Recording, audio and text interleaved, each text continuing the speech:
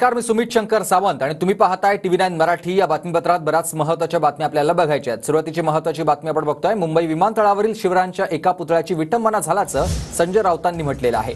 लाडक्या उद्योगपतींनी शिवरायांच्या पुतळ्याचा अपमान केलाय।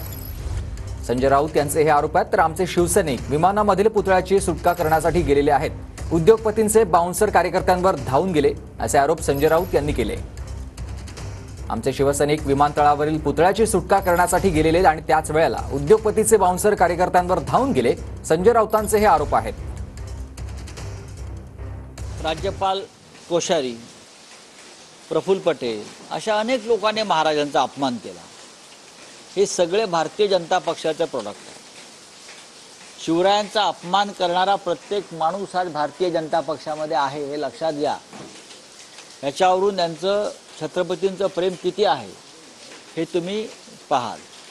आमच्याच कालखंडामध्ये आज मुंबई विमानतळासमोरचा भव्य पुतळा आपण पाहत असाल, तो शिवसेनेमुळे उभा आहे। पण आजच्या सरकारला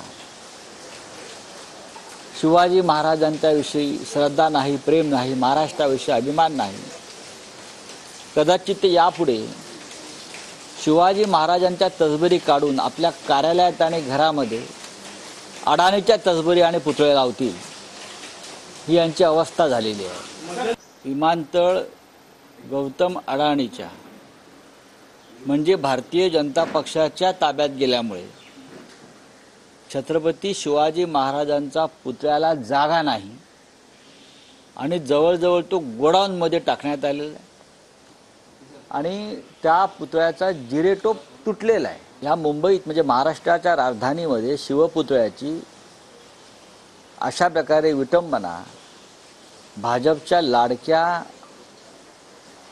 उद्योगपती आणि कंत्राटदाराकडून होत असेल तर ते अत्यंत गंभीर आणि चिंतेची बाब आहे।